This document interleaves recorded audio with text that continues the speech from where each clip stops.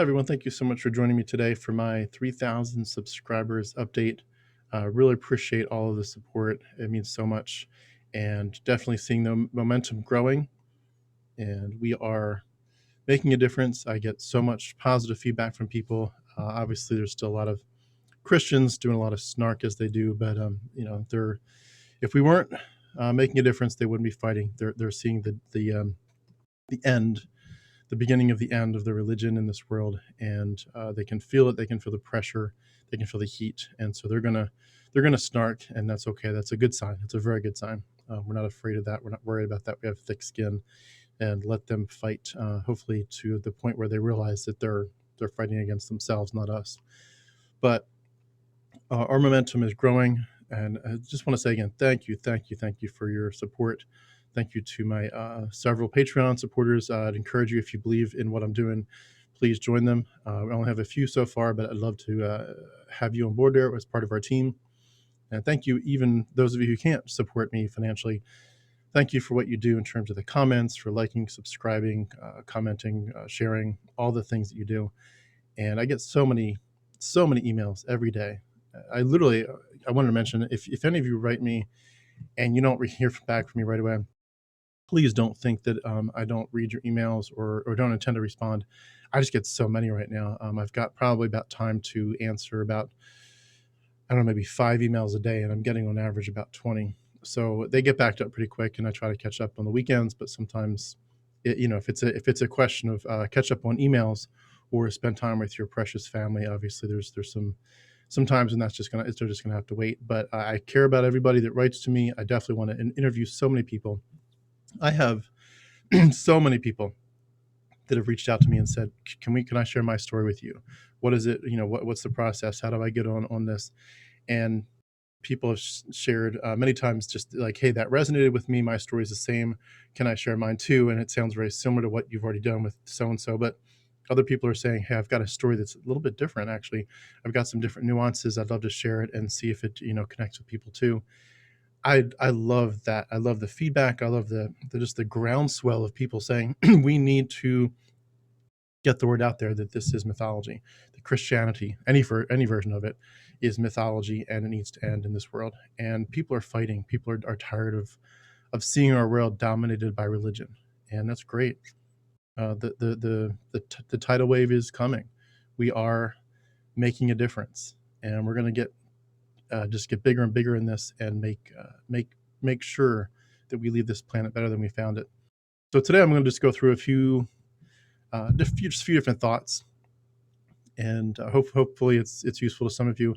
This is not going to be a presentation in the sense of an official one. I'm not interviewing anybody. This is just me kind of just having a heart-to-heart with those of you that support me. So if that interests you, please stay tuned. Did want to say, make a request, so to speak. My goal with this channel is to make a world of difference. It really is. And in that context, I'm working full-time for another different company, and working sometimes 60 and even up to 80 hours per week on average. It's a lot. For little kids, as most of you know, there is a lot on me right now, and my goal, my dream would be to do this full-time.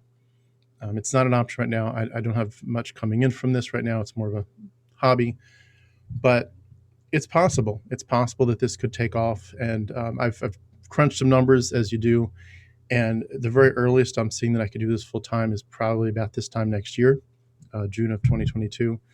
I'd love to daydream and think, what if I could do this by January of this coming year? I've got, again, I've got about 30 interviews scheduled. I've got at least another 50 people that are just waiting for me to give them a date, saying, hey, let's do it on this date. And then I've got about another, I don't know, 300-400 people that I have put on my list that I think would be very, very willing to share their stories. And they're literally on an actual list I've got that I want to reach out to as soon as possible, as soon as I have time to do it. I've got people that I've already interviewed that say, this has just inspired me so much. I have more to share, a lot more to share. Let's do a follow-up. So I've got more of those. And I've got, of course, the big dream for me is my presentations, my presentation on Enoch and on the other sources of the New Testament. That's just on my heart all the time. Guys, I'm literally up sometimes 2 or 3 in the morning. I know you are too. A lot of us are doing this, but trying so hard to get information ready for people that want to know where Christianity came from, what it's all about, and how to help other people to escape, frankly. I mean, this isn't just a hobby where we're just curious, the way we'd be curious where any other religion came from. This is deep in our psyche. It's burning in our hearts because we have friends stuck in it, and we want to give them the information to say, do you have any idea? Do you have any idea at all what you're worshiping? Do you have any idea at all where this came from? And we know that they don't, because we didn't until we actually did the hard work. And my presentations are hopefully going to be such that they're hopefully more and more professional, more and more user-friendly, lots of stuff that just people can, wherever they're at, whether they're just brand new to stuff, like I've never heard of Josephus, I've never heard of the Essenes, I've never heard of Plutarch, I've never heard of Pythagoras, I don't know what this is, from math class, I don't know what all this is, why are you talking about this? I have no idea what mimesis is. No, I've never read the Iliad and the Odyssey. People that are just like, this is over my head. I'm going to create it in a way that helps people, hits them where they're at, that helps people to be able to pick it up at any point and quickly get a grounding, and then go as deep as they want to into understanding this. And this stuff, it takes time, it takes work, it takes diligence. It has to be double, triple checked. You can't just, put stuff out there and say, hey, hope this helps you escape. And then they find out later, hey, you like half of this stuff is garbage. This isn't even real, real scholarship. You can't do that. It has to be really well checked. It has to have, beta versions where people are like checking you and double checking you, saying, yeah, this is tight. This is good information. This is scholarly. There are good PhDs who would back this up and say, yeah, absolutely, you're on target here. We need that. And I do that. I don't know if y'all are in academia.edu and other places like that, but you can get free PDFs from people that are publishing great work. And of course, books, get I've got books in front of me, I'm looking at, but get the books, get Dr. Carey's books, get Dennis McDonald's books, get the Jesus Puzzle by Earl Doherty, get Bart Ehrman's books, all these other books, get these books in your hands and start reading them. And as we do this, we're gonna just build it up, and we're gonna make iterations where we're gonna say, all right, this is the best we can do for today. But now that we've got a starting point, we've got a great presentation on, say it's 1,000 sources for the New Testament. We're saying there's 120 from the Book of Enoch. There's 30 from this the Testament of the 12 Patriarchs. There's 50 from the Book of Jubilees. All these, the wisdom of Solomon all over Romans. We're going to show people where this comes from. But then other people that are doing other research that's similar, but they didn't realize we were doing this, they're going to pick up on it, and they're going to say, hey, we've got some stuff to add to it. It's going to grow. We're going to have iterations where we're going to make it better and tighter. And people are going to say, hey, this one thing where you quoted, you thought it was from Jubilees. It's not actually from Jubilees. It's from so-and-so. Jubilees copied it from that source. We're going to get it. We're going to hone it. We're going to make it a finely tuned piece of work, and we're going to make it gracious. We're not going to try to blast people with it, but we're going to say, look, we can show you this book is not divine. That's what this is about. This is not divine. This is clearly human, and it's mythology, and it's bad mythology. Not bad in the sense of it's not creative, but bad in the sense that it's inspiring people to be patriarchal, to be misogynistic, to be hateful, to be racist, to say our group's better than yours, to be tribalistic. All these to encourage circumcision, genital mutilation, any of these bad things. It's bad mythology, and we want people to have the overwhelming sense. They're not like, well, it's 50-50. I see a little bit of possibility that this came from Homer's Iliad and the Odyssey. I could see where you might think that came from Euripides' Bacchae, but it's only like these little tidbits. We could probably explain them away. No, it's going to be a tidal wave. It is a tidal wave. We're just going to show them that it's a tidal wave, to the point where they can't deny it. They're going to say, there's 1,000 things here. And no, your iteration 2, 3, there's 1,500, 2,000 things here where clearly the New Testament came from other sources.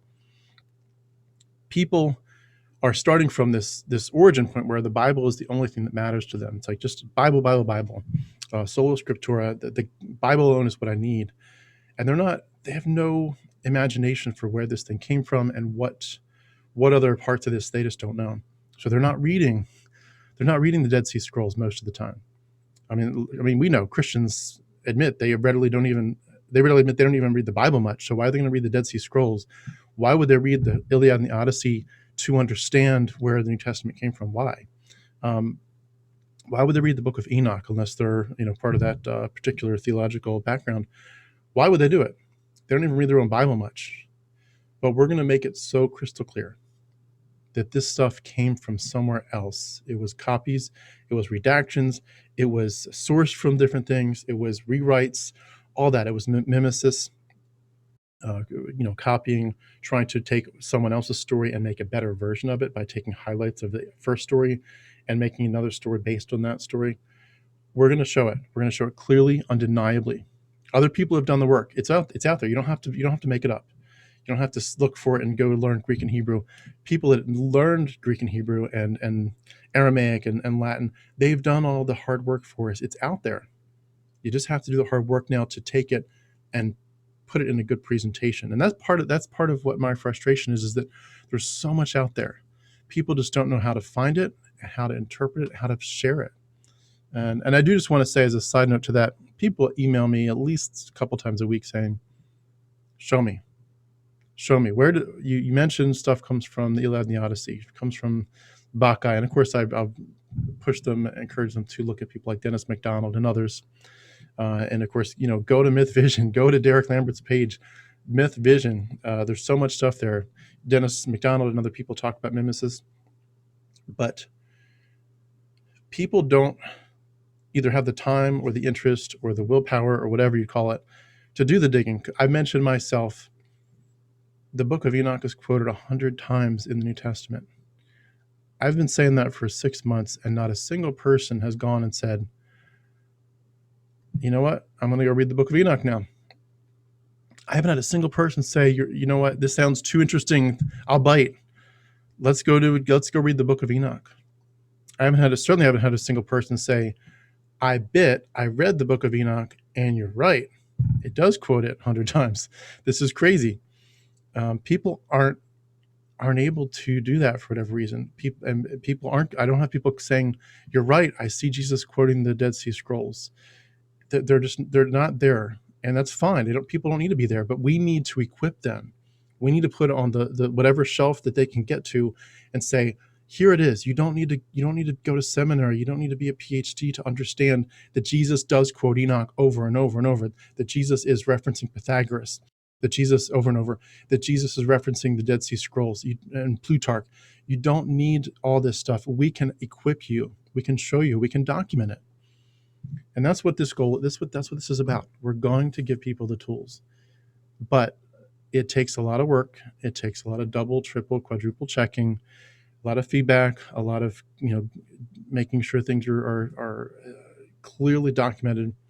You can't do this quickly, or people are going to get turned off and say you're making stuff up. This is another zeitgeist.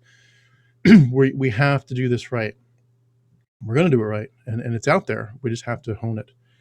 So on that note, I do just want to ask, for anyone that does feel like they believe in this, especially if you've seen some of the stuff, like, yeah, I've seen how he quotes Plutarch, I've seen how he quotes Enoch, I've seen it. If you've seen that, or at least if you know that this is the right track, I wanted to ask for your support, not necessarily financially. If you can, that's great. My Patreon's at the bottom of every video in the description. But if you can't, that's fine. But if you can get involved in any way where you share my videos, the ones that you appreciate, like and subscribe, comment, tell people that, hey, this channel's growing and it's worth subscribing to. Some stuff comes through. Sometimes it's very helpful. There's people that come through that share their story that are amazing, and we can sense that there's a snowball coming. This is getting bigger. My goal with this, if I can do it full time, whether that's in January or this time next year or whenever, 18 months, 24 months, whatever it happens, my goal is to get to a point where instead of doing 1 to 2 interviews a week, which is on average what I do now, to be able to do 3 to 4 interviews a week, and then to spend the rest of the time working really hard on these projects so that I can push them forward, get stuff out there. Some of it I might push out in little videos, here's 10-minute snippet, kind of just like whet your appetite for what's coming. Do little things like that. Also, a lot of little videos that I just want to come up with. I'm working on a whole bunch of songs to help kids protect their minds. They might help you too as an adult, but they're kids, they're songs for you as adults to maybe not necessarily use yourself if you don't like them, but just to inspire you to say, come up with something. You're creative, just like me. There's nothing special about those of us doing YouTube. You're just as creative as I am. Come up with stuff, come up with melodies, come up with lyrics, hone them, hone them, hone them, make it catchy, and teach your kids how to protect their minds, how to be rational. Things like that are definitely heavy on my heart. I really want to work on a whole bunch of other presentations where it's just me speaking as well, where I'm talking about things like, number one is just how this process works. What is deconstruction like? What is deconversion like? How do you heal from it? We talk about that a lot in the interviews.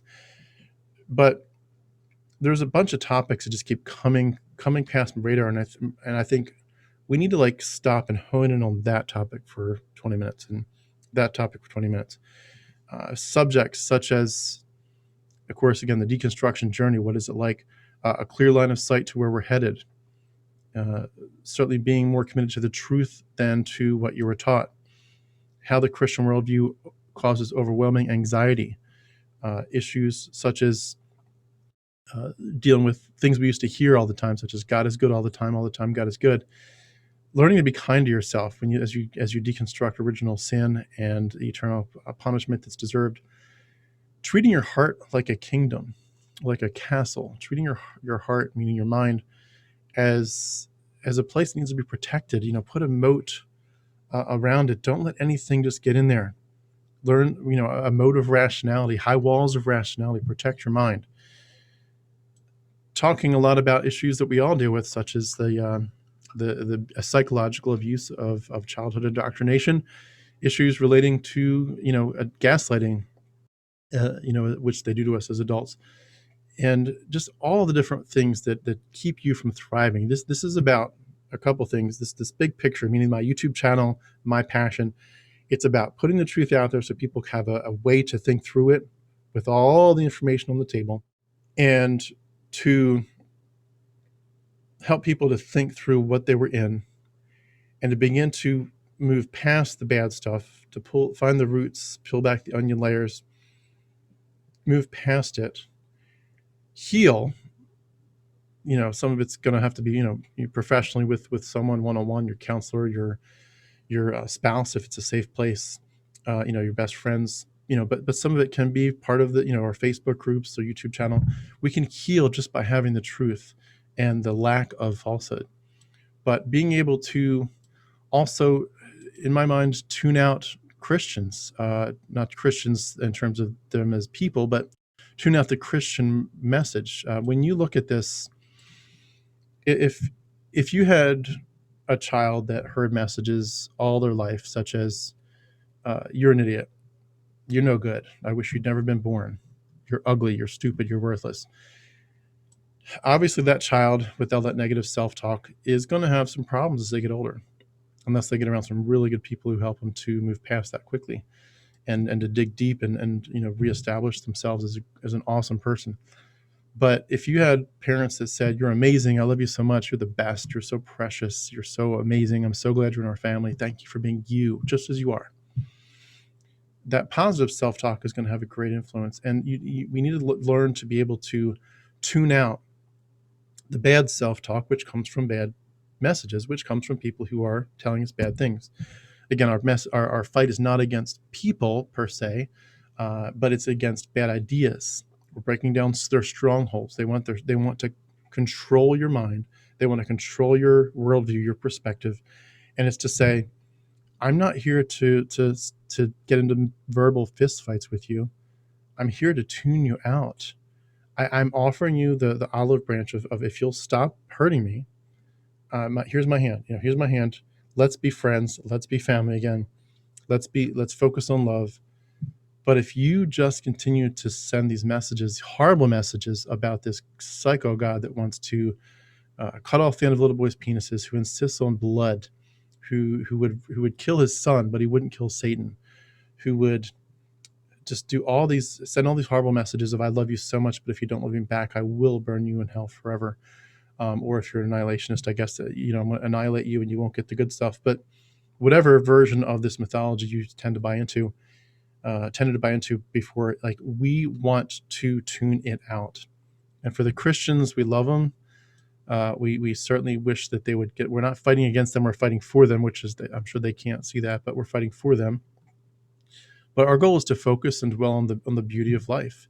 These people that have this bizarre human sacrifice death cult focused on blood magic and scapegoating, on original sin and eternal conscious torment. Guys, this is some bad stuff. It's wicked bad.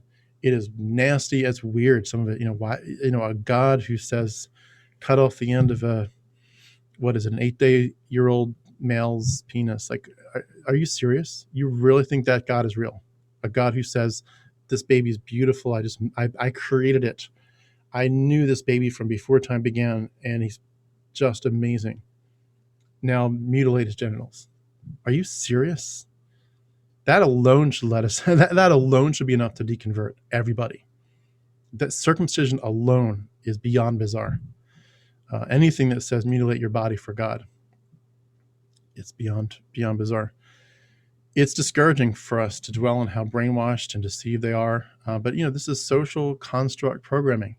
This is how they do it. This is how it's done. You get people to group think. You get people to stop asking questions. You get people to know that they know that they know that they know. You can now assume that this God is there because we know he's there. Why? Well, we just know. We know he gave us this book. Well, how do you know? We just know. God clearly gave it to us and he preserved it. But we want to tune out their bad messages while sending messages of love to them. And remember, we hope that they escape. So let's keep our words sweet, as sweet as we can, because we don't want them to someday deconvert and say, if I agree with you, Christianity was mythology. I'm glad I escaped, but you were a jerk to me this whole time. So yeah, I'm an atheist too now, but I'm not your friend. That's not the outcome we want. We want people to think you were gracious to us, but you held the line. Christianity is mythology, and it's nothing more. It's not divine. And Christians, like I said before, they're raging. They snark. You were never a real Christian, blah, blah, blah. I mean, look at this video, come back in 48 hours. Probably have a few such comments even on this video. But the more that they rage, the better of a job we're doing, because we're pushing the hot buttons, not to and just for the sake of it, but we want to get people to realize you can't do this anymore. It's like when you have a marriage situation where somebody's just beating the tarnation out of somebody else, and the person that's being beat up suddenly says, hey, I'm not taking that anymore. I'm not. You gave me a black eye 10 times. I should have never let it happen after the first time. But I'm now going to stand my ground. I'm done. You can't do this anymore. It's over. And, you seek apologists. I've even had apologists reach out to me in the last couple of weeks for various reasons. And you see apologists do this as if they want to get you in the conversation. Like, can we just have a nice little dialogue? I recently saw one with Sean McDowell and Drew, genetically modified skeptic, and I don't have any problem with people doing what they want to do with apologists, but anybody that wants to basically say, hey, Christian apologists, you have something good to offer, so let's create an open dialogue. The answer is an emphatic no. I mean, if I can't stress this enough, the answer is an emphatic no. We might as well debate someone who believes in the stork theory of reproduction. Or, if someone really believes that babies are born because storks drop them, from the nice little white handkerchief on their bills, if you really think that, I'm sorry, but it's not open for debate. Is it theoretically possible? Of course, everything is theoretically possible. But there comes a point where you have to say the nonsense is too much. It's enough. This channel is not here to debate Christians. It's not here to invite apologists on. I will occasionally have theists on, as you know. It's not here to do that. We're not here to give theists a platform. We're not here to say they have something good to offer. We're not here to say, hey, let's open the dialogue bigger.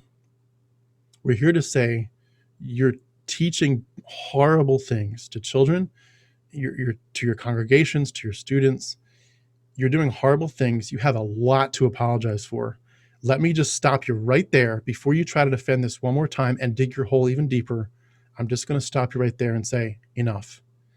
Christianity is not real in any sense. It's mythology, heavily, heavily borrowed from the Iliad and the Odyssey, from the Book of Enoch, from Euripides' Bacchae, from a whole bunch of other sources, from Pythagoras, from the Essenes, from Plutarch, and I could just go on, and I will go on and on at some point.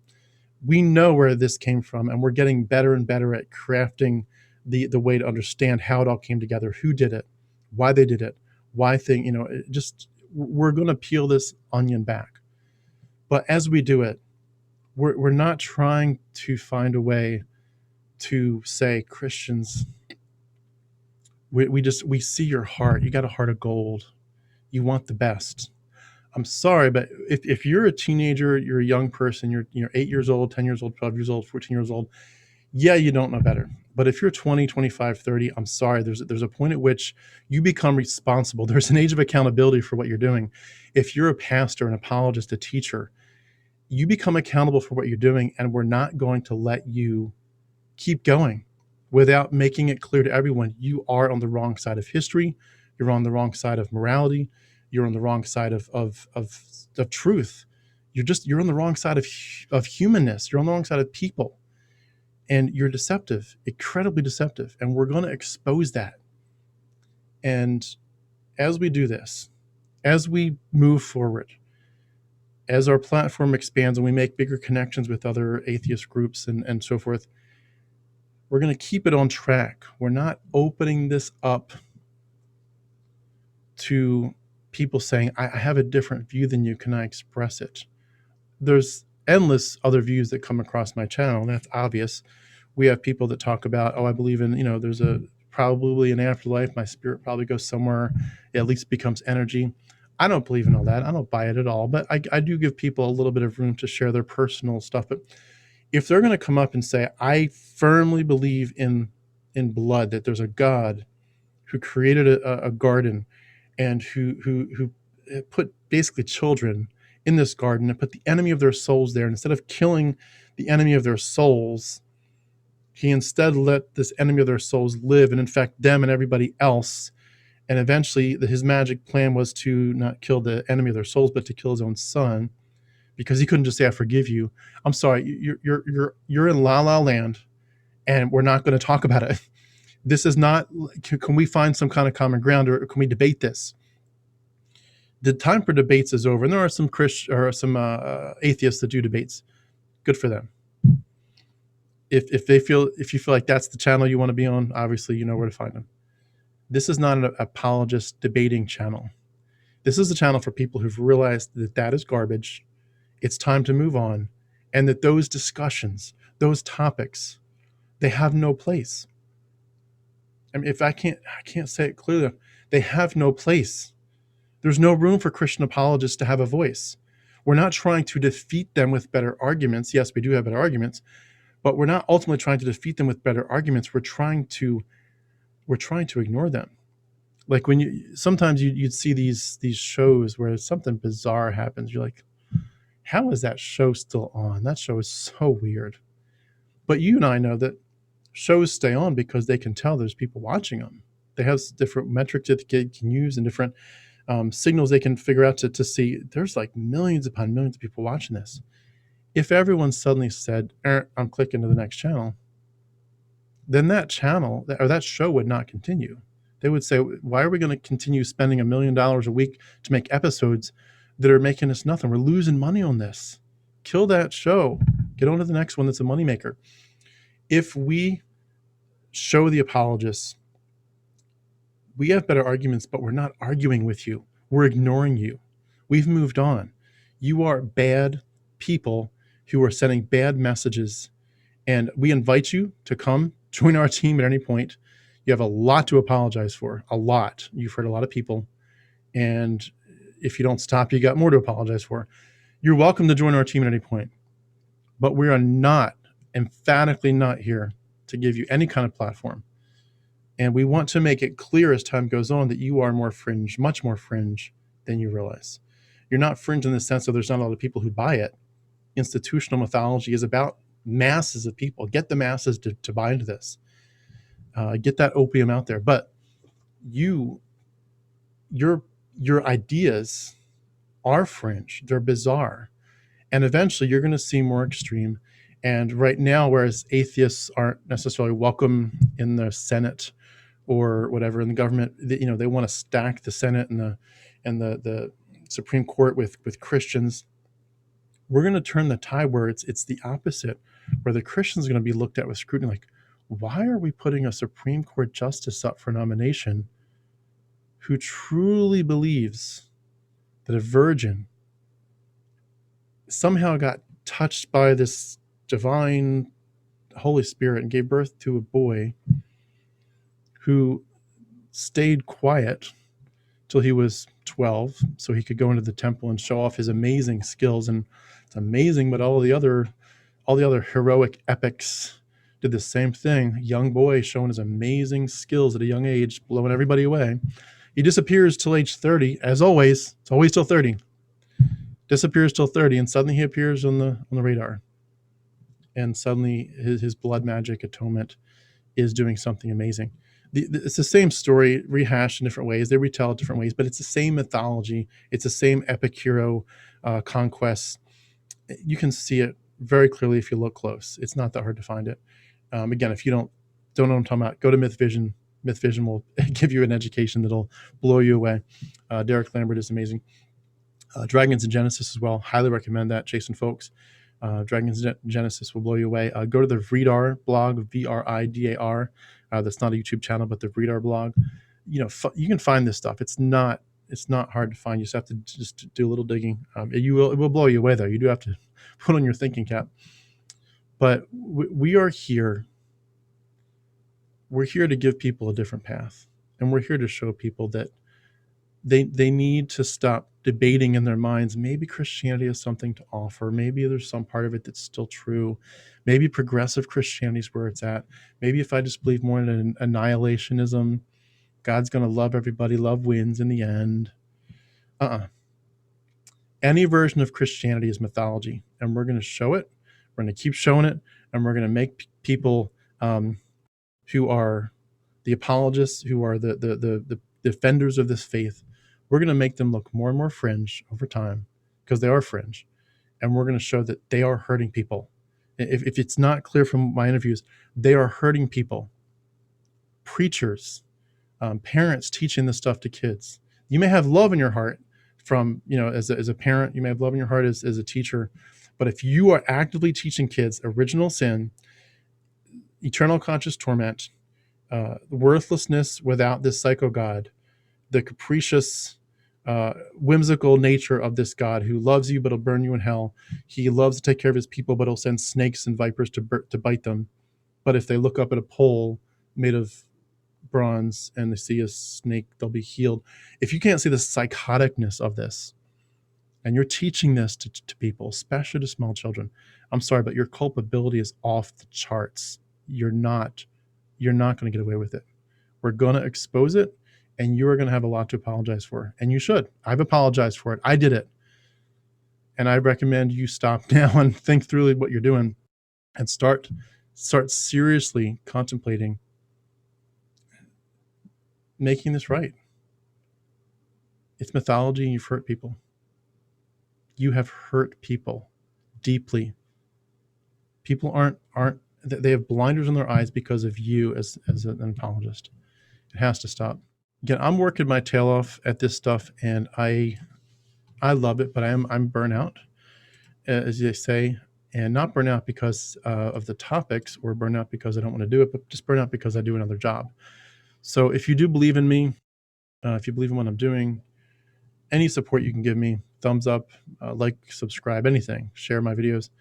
I'd like to get this off the charts. I have about 3,000 subscribers now. I don't know. I think if it gets to 10 to 12,000, it starts to at least become a little bit within range where I could start to maybe make some predictions about when I'd actually begin to do this full time. This is my promise. If I ever get to do it full time, I'll treat it as full time and double time. I'll treat it as a 60 to 80 hour a week job, at least for the first 6 months, year, where I just knock this out of the park, every which way I can, Um, we want to equip people. We want to help people too to share their stories. People want to share their stories, not because they just want to have everybody listen to them. I mean, we all want people to listen to our stories, but other people like me, well, they want to make a difference. They want to say, we we absolutely can help other people to escape. And I appreciate other people joining me in that journey. I did want to wrap up by giving a bit of an intro, maybe you call it, to a presentation I'll be doing probably in the next 2 or 3 months. But it's called Scope for the Imagination. When we look at Christians, and whether they're the apologists and the teachers and preachers, priests, whatever, or it's just average people, lay people, just going to church, singing songs, going home, maybe occasionally, thinking about sharing the gospel. But whatever version of Christianity you believe in, and whatever intensity of active ministry you're in with it, one of the biggest issues that we face as atheists is that it appears that Christians don't have what we'd call scope for the imagination. And I've said before, I grew up watching this show, Anne of Green Gables, which is a very sweet, beautiful series of books. If you got kids, I recommend them. They're very sweet. And they were made into some shows as well by some Canadian group years ago.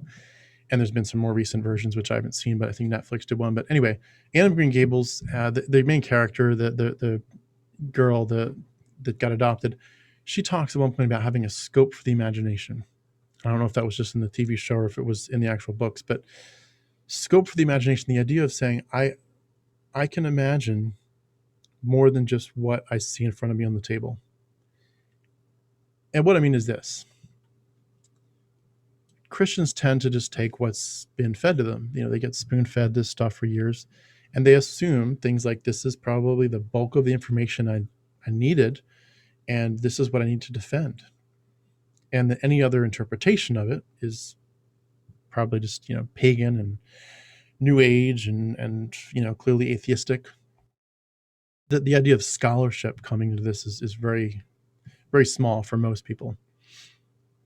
But I want to just mention a few things. And again, this will be a much bigger, much more refined presentation in a few months. But number one, there's lots of other gospels and epistles that were suppressed and destroyed by men in power. I mean, how many people have looked at the details around the Gospel of Thomas, the Gospel of Mary Magdalene, the Gospel of Peter, the Gospel of Philip, the Gospel of Truth, blah, blah, blah, on and on. There's so many other books, and they tell different parts of this story, and they change the story dramatically. The Gospels aren't the same thing anymore. Why did they pick these four? Who picked them? How do we know what they were motivated by? And of the four that were picked, how do we know that we have the version that was original, even that was created at the very beginning of those versions? We know that there were forgeries and counter forgeries inside and outside of the New Testament. Not every book is genuine. We are dealing with imposters, both inside and outside the canon. There are multiple versions of every book in the Bible. Every book in the Bible has multiple versions. In some cases, there's so many versions that we don't know how to put things back together the right way. And some of the versions compete with other versions where it's like, these both can't be true. Which one is right? Who knows? There's at least 9 different endings to the book of Mark. There's more than one person speaking in the same name. So when you say this was written by Paul, you have to have a scope for the imagination. There is perhaps an original Paul, or someone claiming to be someone named Paul, or someone writing a story and using the pen name of Paul. But there's also a later Paul. Does that make sense? There's a later Paul. There's other people taking the same name, taking the same mantle, saying, I'm speaking for Paul. They're not the same original person. There's a second person. There's a third person. There's a fourth person. They're speaking for Paul, and then later generations can't tell which one was which. So they're all Paul. And then there's later editors acting as Paul. Let's switch this word out. Let's take that. Let's switch it around. The redactors. Let's take that section out. Let's move this around. Editors, redactors, first Paul, second Paul. There's more than one person speaking and acting in the same name. There is character development. Um, you got to see this. The New Testament is a book of characters. It's a fictional story. Maybe it's a parable, but there's so many different voices speaking. It's not even a consistent parable like Aesop's fables or however you'd see that. The development of the characters happens in different ways, and different people would change the characters different ways. So, for example, the Virgin Mary looks different in different Gospels because they're trying to develop her character in different ways. Joseph, Peter, John, Mary Magdalene, Paul, all these characters had larger and different character developments going on in the big picture in the Gospels, the epistles, and in the other Gospels, the other epistles. So there's all this character development going on of the people that you think you know, but they were crafted. They weren't people that were documented. They were people that were crafted. The order that the New Testament books were written in, the order. Do people understand that Paul's epistles, the legitimate ones, came first? And that the Gospels wove the early epistles into the narrative and expanded on it? Do you understand then the rest of the epistles came later, some of them much, much later, by people acting again in Paul's name, but not Paul? Just to expand on the whole timing issue, what if the Old Testament was written much later, meaning much more recently than you were told? What if the Genesis that you thought was so old, what if it wasn't? What if it wasn't so old? A majority of the stories that we read in the Bible, again, had multiple authors telling different stories, merged by later redactors, then edited by multiple editors. That's why there's discrepancies. There's discrepancies all over. The issue, the point of it is not to say, like a apologist like Mike Winger would say, but it's not to say, well, there's discrepancies, but they're not really discrepancies, that you're trying to contort them and say they're different, but they actually do fit together if you just have a bit of an open mind. If you have a scope for the imagination, Mr. or Mrs. Atheist, to see that these actually aren't discrepancies. It's the other way around. The reason there's discrepancies is because they're different people trying to make different arguments, trying to develop the characters in different ways. They're evolving the story in different ways, and you're going to come up with discrepancies because they're not the same people. They're not having the same agenda. They're telling different stories. And then someone else's job later, which we aren't, privy to, but someone else's job was to try to merge them a little bit, but we can still see behind the scenes that these discrepancies, as much as they tried to harmonize them, they're still there. They didn't do a great job. They did a job. They did merge some of them together, but they're still there, and there's still issues. And there were much more issues probably at the very beginning. Having a scope for the imagination that prophecies were written after the events they described. Prophecies were written after the events they described. Also, similarly, having a scope for the imagination that the stories that were told in the New Testament, specifically in the Gospels, to say, look, this was fulfilled by Jesus, they're referencing passages that have nothing to do with Jesus. They're just using them. It's like someone says, there's going to be a dark cloud, there's going to be lightning and thunder, and then there's going to be an earthquake. And they're talking about something, hundreds of years ago. And then someone else says, well, this was talking about Jesus, so let me make a story where all these things happen in the right order of this passage. And so they copy from whatever it is, Psalm 22 or some other verses, and they make it look like Jesus. They're not prophecies. They're just crafting the story based on an earlier text. That's all they're doing. They're crafting their story based on an earlier text. People need a scope for the imagination to see that the things that we see as a given, that we took for granted, that they were settled issues, they're not settled. Previous generations argued about other questions, such as whether Jesus had a real body, whether he really died, whether he went to hell or not. But people argued through stuff, and then eventually there was like an orthodox version, and they said, this is where we're going to plant our flag, this is truth. And then you inherited, as a Christian, the final version, but there was fighting before. You took for granted that this was the truth. I took for granted this was the real story, but it originally wasn't the real story. There were multiple stories and people fighting about it. The issues aren't settled. They weren't settled at the beginning. They're not settled now. Orthodoxy has changed over and over and over and over and over and over. And orthodoxy is not a real thing. It's a man-made construct. People need a scope for the imagination to really understand the idea of institutionalized religious systems and how they affect inherited orthodoxy.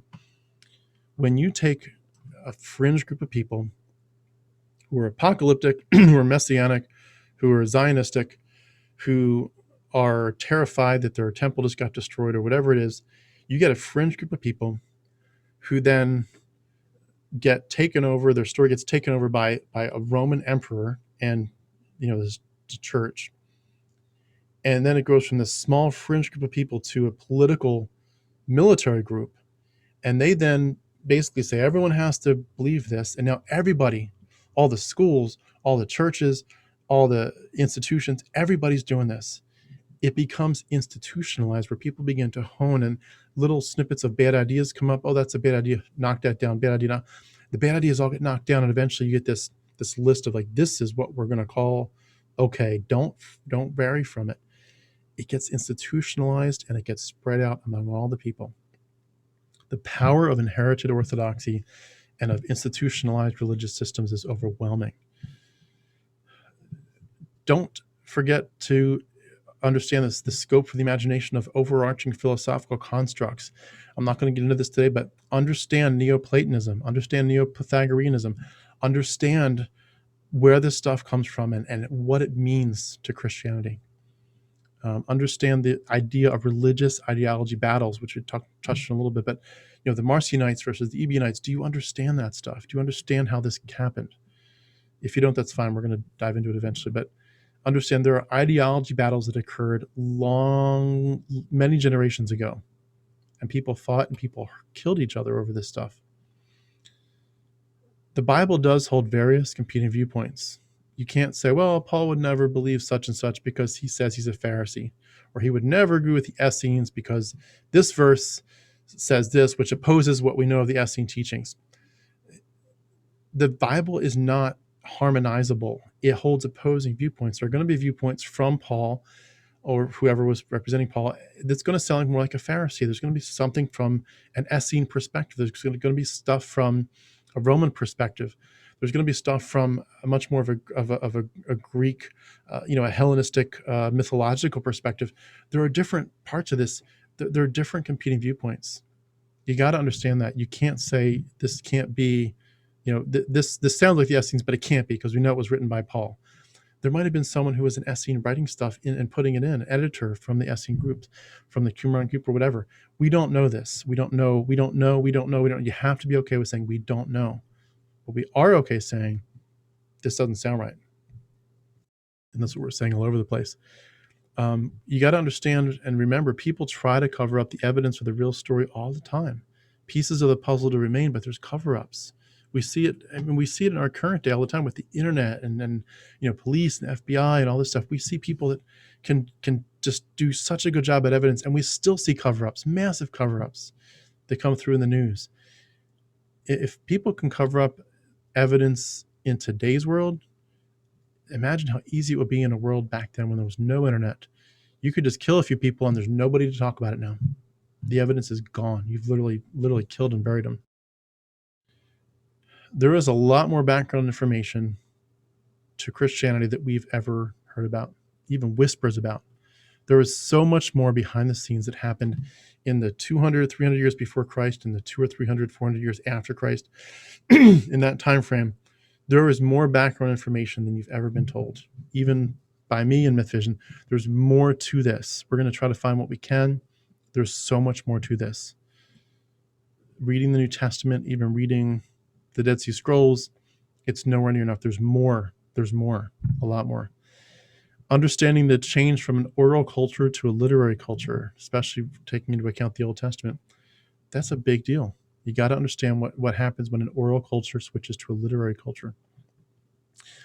You have to have a scope for the imagination of the dynamics of an extremely superstitious society, a society that sees the planets and the stars, the eclipses as acts of angelic and demonic beings, of demigods.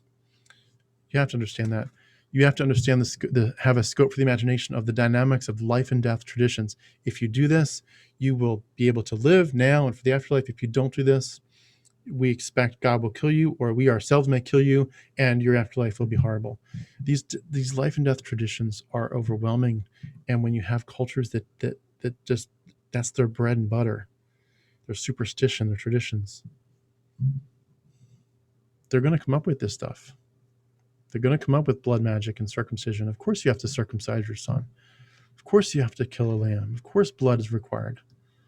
Of course. It's animism on steroids. Have a scope for the imagination of the power of charismatic radicals, especially in certain times of history. Charismatic people can carry the day. They can rally crowds of people. They can get people to do stuff that they otherwise would never do. They can get people to believe in stuff and to fight, to even be willing to leave your family for a cause, to fight for whatever the cause of the day is. Charismatic people who are radical, who are extremists, who are able to rally the troops the right way at the right time of history, the power that they have is overwhelming. And if we act like that didn't happen over and over and over, through both in terms of the strict origins of Christianity, and like the 200s before Christ up to the time of Christ, and after, and certainly after that with the early church, the church fathers, you're going to miss it. We have charismatic radicals making choices that you inherited, that dominate your religious perspective, your worldview. Some charismatic radical whose bones are now dust is dominating your worldview. They don't have to. We can say no. The power of syncretism. Enough said on that, but we talk about that a lot. Syncretism. I mean, come on. Let that sink in, what that did to this religion. Have a scope for the imagination of people having a hard time considering that the real story may be dramatically different than what they were told and taught. People just, they can't seem to grab it. Like, maybe this isn't what I thought it was. Maybe what you think of as Christ and Jesus and the church and Christianity and the gospel and the Bible, maybe it's radically different. Maybe the real original story was radically different than what you've been taught. And you have nothing like real Christianity. If you want to be historically accurate, real Christianity looks entirely different. And I don't just mean that, they did some different things in church, or they were all more communistic. I don't mean that. I mean the whole perspective, the whole worldview was different. This was certainly, at the very best, just a guy, a magician, a prophet, some kind of zealot. This was radically different than what you've been told and taught. The Gospels are intentionally written as a mystery to solve. I hope people understand this. The Gospels are a mystery to solve. It's a code that needs a primer. It's a lock that needs a key. It's a puzzle with lots of pieces. We're going to help put some of those pieces on the table. I'm not going to solve it for you. No one can, but we're going to put the pieces on and talk about it and see what we can come up with. The Gospels and Acts are filled with characters in a story, like in a play, and words are being put in their mouth. I hope that's clear, people. These are characters in a play, and words are being put in their mouth. Do you think it's a complete irony that Plato writes of Timaeus, and then Jesus heals a blind man named son of Timaeus? In the Bacchae, these women are named as Bacchae, and singular would be Bacchaeus. And then in the Gospels, there's a man who climbs a tree, and his name is Zacchaeus. Jesus has the disciples pull in 153 fish, which is one of Pythagoras's magic esoteric numbers. They're characters having dynamics and details and words put in their mouth and details in their story. The characters are alter egos. They're alter egos. They're fictional pieces to a puzzle. There are code words and there are coded messages. Some of it's related to gematria. Some of it's related to astrotheology. And I'm sorry, it's a hill I'll die on. There is astrotheology in the New Testament, and it's very heavy, it's very thick, and it's very fascinating. And there's certainly gematria, which is a numerical coding. There are puzzles throughout the text. Some authors may have voluntarily chosen to speak in code to separate the outsiders from the initiates of the mysteries, and some may have needed to speak in code to protect people's identities and the real locations of certain events. If you look at the New Testament and you don't know what Damascus refers to, hint, hint, it doesn't refer to Damascus. Why did they do it? Why did they hide that? Why did they use that as a code word? I don't know. We don't know for sure, but we can make some good guesses. But if you don't even know what the code words mean, you can't make sense of it. It's not Damascus. People, cities, and book titles go by different names. They go by different names. In other words, you say this is, I'm thinking in my mind of this city. I'm going to say this city instead. I'm thinking of this person, thinking of, Joe, and I'm going to say Mike instead. The people who know who I'm talking about, because I'm going to describe the person, they know I'm talking about Joe. Everyone else is going to keep reading Mike, Mike, Mike, Mike. They're switching names, people's names, city names, book titles. The characters are copied from or based on multiple other characters. Details, even entire stories, have gotten hidden and erased. We know that for sure because some of the details, they tried to do it, they tried to hide it, and some of them still came through. Details and even entire stories about Jesus and the apostles have gotten hidden or erased. People have lied, exaggerated, and distorted details about what happened in early Christianity and the early church over and over and over. We know that for a fact. We know that they were rewriting Old Testament stories. They were looking at an Old Testament story of, Joshua, Moses, whoever, King David, Elijah.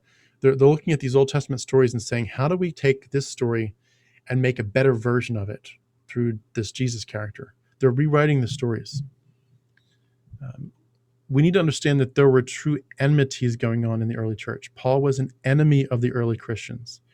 I don't mean before he became, in Acts where it says he was fighting them, then he became. I mean, he as an early, whatever happened in terms of the chronology of it, he was originally an actual enemy of the early Christians.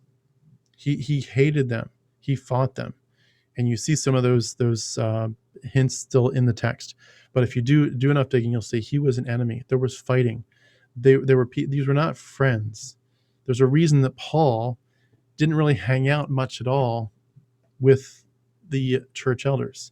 Why would he not? These were the men who lived and had ate fish and heard Jesus face to face, and he barely touches them. He barely talks to them. He barely writes to them. He has almost nothing to do with them. And when he does finally get together with them, he opposes them to their face, and he fights and he haggles. There was enmity going on, severe enmity. You need to be able to say, do you really think this happened? Don't you find this a little strange? If you can't say there's little strange things going on here and there in the text, I'm sorry, but you've been brainwashed. There's a lot of weird stuff here. There is an entirely different story, and it's sitting right under your nose. And we're going to try to unpack some of that. I have so much more I want to say, but I think this has gone on for a while, and I'm going to try to wrap up here in a minute. I'm on fire. I'm alive. I've got more peace than I've ever had in my life. I understand now what's at stake in life. I understand I've got one life, and I need to live it to the best of my ability and leave it better than I found it. Leave this world better than I found it. I understand that we are at a critical juncture in time and history. Christian nationalism in this country, in America, it thinks it has power, and it thinks it's about to get more again. The time for us to make inroads, for us to strive, for us to fight to free people, to get people out of this matrix, the time to fight is now. It's not when Christian nationalists, if they win again in 4 years, it's not then and they say, oh, well, now we'll work on it. Now we'll start to have a bigger voice. The time is now. We need to change people's minds. We need to affect cultural change, especially in the United States, now, today. It matters. Your voice matters now. We need to keep the momentum going, and whether you by you supporting me in some way or you just get your own platform, do something. We don't know how bad Christian nationalism could get, but what they could do if they get in office again, and this is if they get anywhere near what they hope to get, they could affect damage that could last generations. And we know that. We've seen what they do. We've seen the nastiness. We've seen the bizarreness. We've seen the lies and the distortion, not just from Christian apologists, but from the very top levels of the Christian nationalist government when they have control. We are in a perilous time, and you can't sit on the sidelines unless, if you truly, like, if you speak up, your marriage ends or your kids don't talk to you, your life's in danger. Obviously, some of you can't do this, but for those of you that can, that are just sitting there waiting for a chance, find, make a crack in the wall, find a way to speak up, find a way to get a platform, find a way to do something, and at the very least get educated so that when the time comes, you are ready to jump. We have to fight, and we have to do it now. It can't be later. Waiting 4 years, waiting 8 years could be too late. We could find ourselves in a country that's dominated by Christian nationalists who want to put people in prison for not doing things Jesus's way. Can you imagine a country as technologically advanced as ours saying this mythological, made-up Greco-Roman Jewish mystery cult character from 2,000 years ago, if you don't do it his way, we're going to put you in prison. The bizarreness of it is mind-boggling, and yet we know all too well that it could happen. It's real. It absolutely could happen within our lifetime. Christian nationalism has to have its power taken away, and rationality has to win the day. It has to, which means we need to get organized. We need to get more professional. We need to Six Sigma the hell out of this thing and get ourselves together, get organized, get educated, get connected, and get ready. Get ready. When people ask you, why did you leave? Have an answer. Be ready to have a reason for the hope that is in you for humanity, the hope that we have as people, that we can leave the next generation in better shape than we got it. We have to fight mythological worldviews strongly. You can't sit on the sidelines anymore. You can't.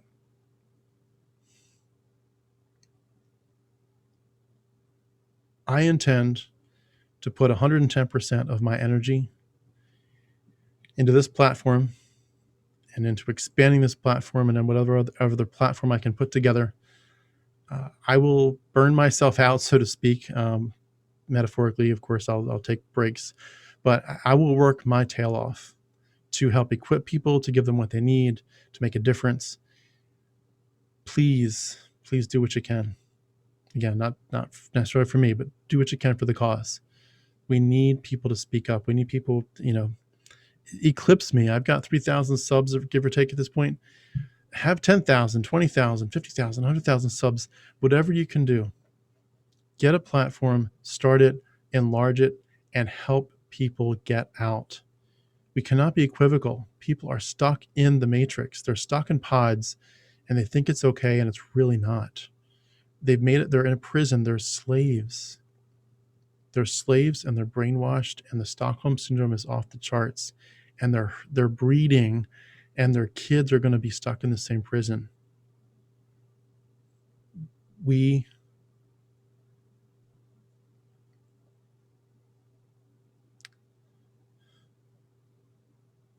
are going to show people the way out. And the way out is information. The way out is exposing where this Christianity thing came from.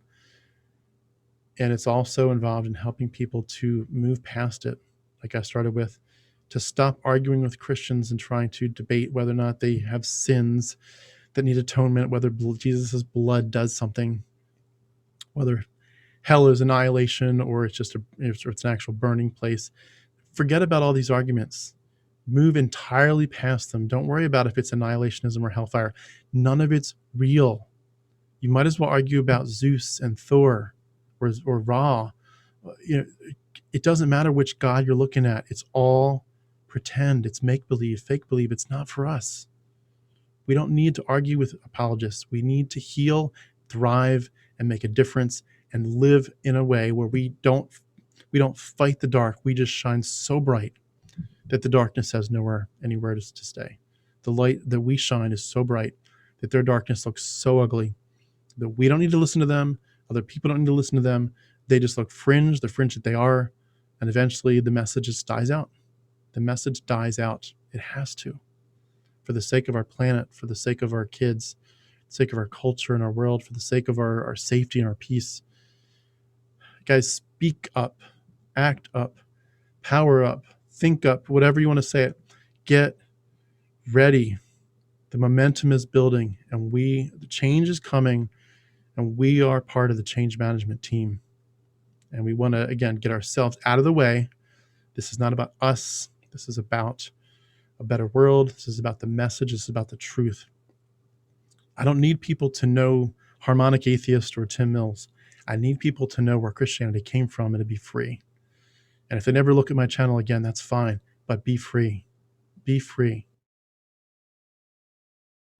I love you guys. I love you all do such a great job of supporting me. I appreciate it. Please keep emailing. I'll write you as soon as I can. Please get ready to share your story with me or someone else. Please keep sharing them with other people if you feel so compelled. And please make a difference. We can do this. We can definitely do this. Thanks again.